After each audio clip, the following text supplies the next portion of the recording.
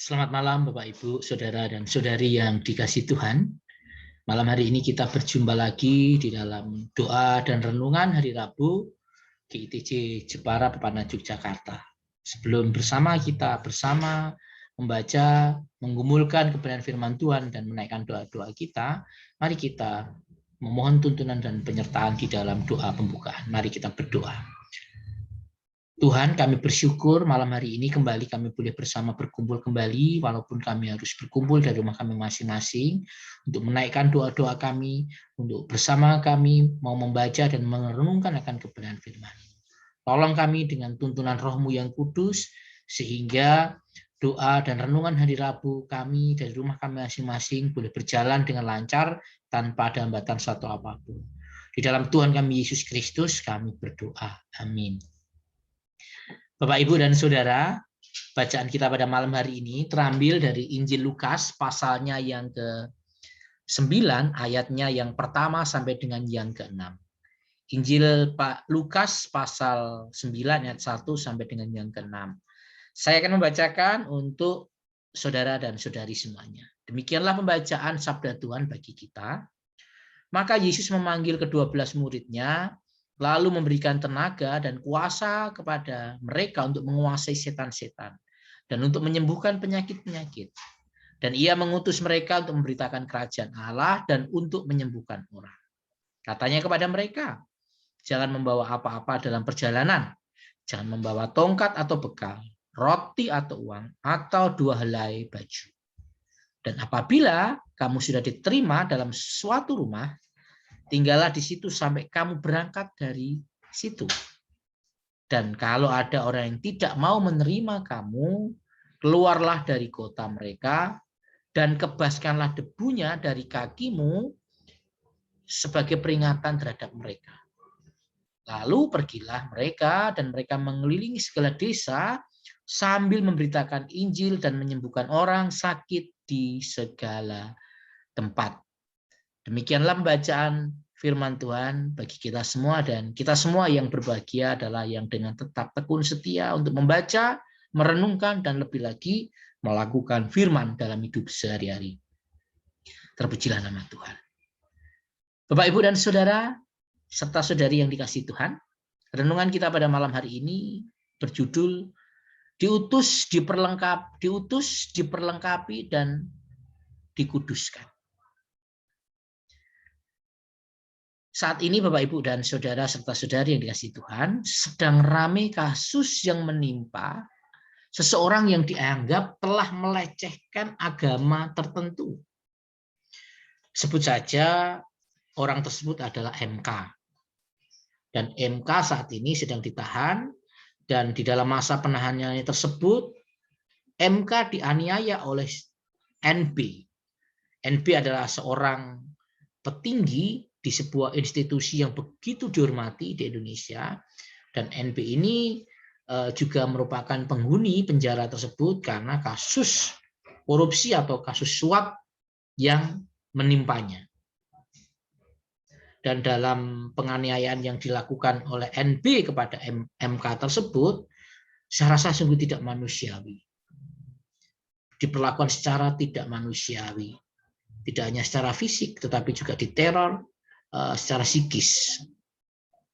Saudara dan saudara yang kasih Tuhan, kalau kita melihat, kemudian kita merefleksikan hal tersebut di dalam kehidupan kita, mari kita bersama-sama pertama kali melihat bahwa setiap kita yang percaya kepada Kristus Yesus sebagai Tuhan dan Juru Selamat, kita adalah para murid-muridnya. Dan sebagai seorang murid, kita pun diutus untuk mewartakan kabar baik atau mewartakan kabar sukacita atau mewartakan Injil. Kabar baik yang kita sampaikan itu adalah bentuk kesaksian kita bahwa kita menerima Yesus sebagai Tuhan dan Juru Selamat, dan kabar tersebut atau penerimaan tersebut membawa sukacita di dalam hidup kita, sehingga kita ingin membagikannya kepada orang lain. Bapak, Ibu, dan Saudara yang kasih Tuhan, bacaan pada malam hari ini sesungguhnya semakin mempertegas bahwa tugas dari para murid yang diutus adalah untuk memberitakan kerajaan Allah. Kerajaan Allah yang sudah hadir di dalam Yesus Kristus sebagai Raja, sebagai penguasa dari kerajaan Allah tersebut. Kita diajak untuk memberitakan kerajaan tersebut. Sama seperti para murid yang diutus untuk memberitakan kerajaan Allah. Dengan diberi kuasa untuk bisa menyembuhkan, untuk bisa mengusir setan, dan juga sekaligus memberitakan pertobatan. Dan tugas yang diberikan kepada para murid tersebut, seperti yang sudah saya katakan tadi, mereka pun diberi semacam kuasa dan juga hak untuk mengerjakan itu semua. Dan sama dengan para murid-murid Yesus yang ke-12 itu, kita yang para murid di zaman sekarang pun juga diutus untuk memberitakan kabar mengenai kerajaan Allah. Kabar sukacita bagi dunia ini. Tetapi memang kita diutus sesuai dengan kapasitas kita. Kita diutus di dalam setiap lapangan pekerjaan yang saat ini sedang kita geluti. Di dalam setiap pekerjaan yang saat ini kita jalani. Di tempat di mana kita tinggal. Ataupun saat ini kita studi.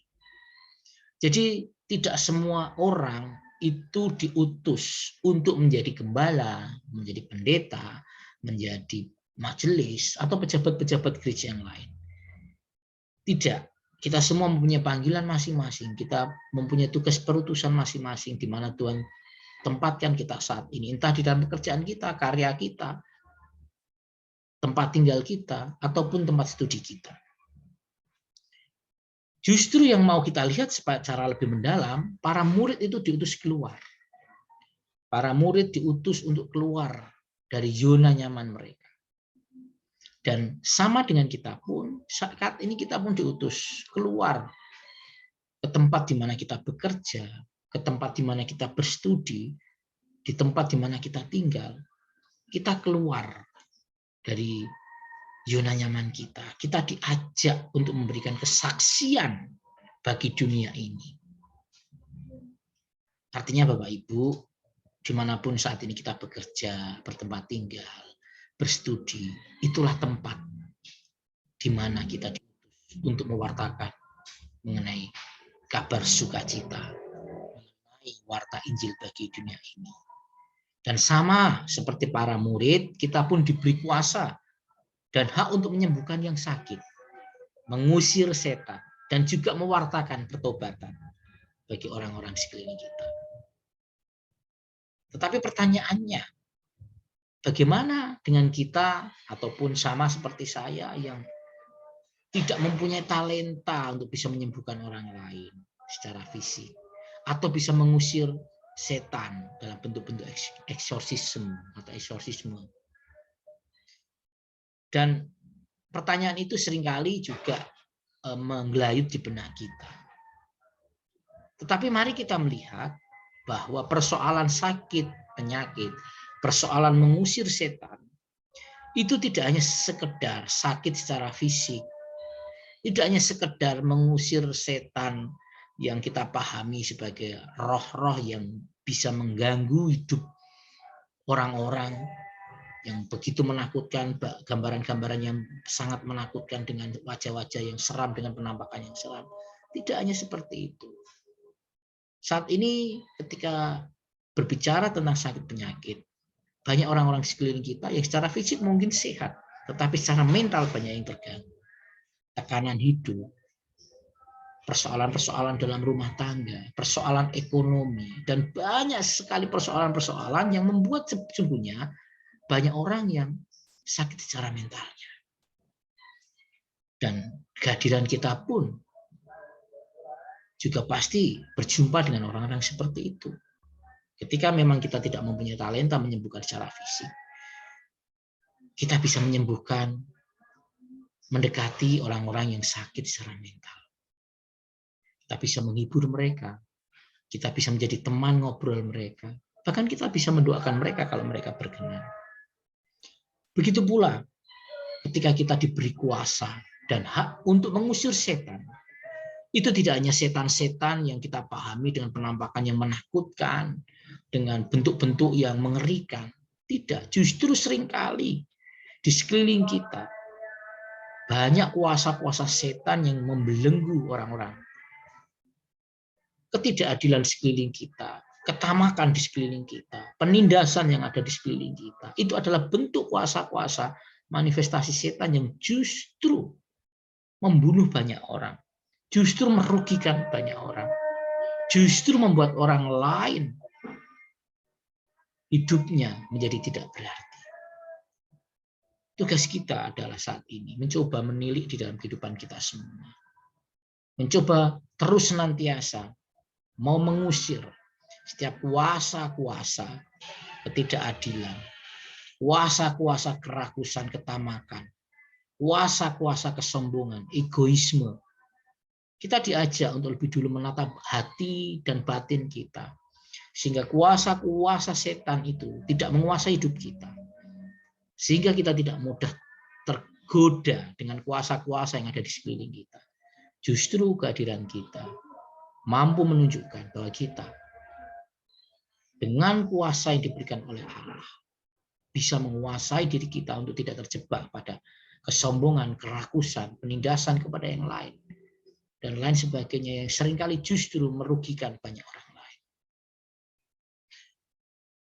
Dan sama seperti para murid Bapak Ibu, kita juga diajar untuk tidak membawa apa-apa. Artinya, kita diajar untuk tidak mengandalkan kehebatan kita, kecerdasan kita, kekayaan kita.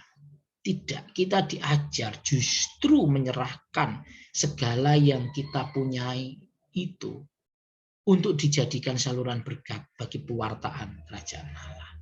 Kita merasa bahwa apa yang kita punya itu adalah semuanya milik Allah. Kita gunakan untuk pekerjaan pewartaan. Kehebatan kita, kepandaian kita, kekayaan kita, itu adalah milik Allah. Yang sesungguhnya harus kita pertanggungjawabkan untuk mewartakan kabar sukacita bagi orang-orang sekeliling kita. Kalau kita masih terikat dengan hal-hal seperti itu, artinya kita masih dibelenggu juga dengan kuasa-kuasa setan, kuasa-kuasa kegelapan. Justru kita menepikan kuasa dari Allah yang diberikan kepada kita. Jadi Bapak Ibu dan Saudara kasih Tuhan,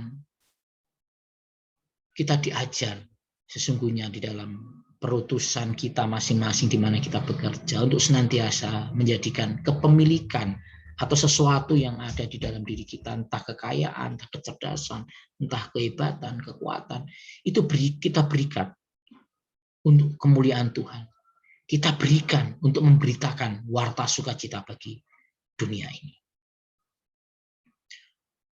Bapak dan Saudara yang kasih Tuhan, tugas perutusan untuk mewartakan kabar kerajaan Allah itu mewujud di dalam segala aspek kehidupan kita.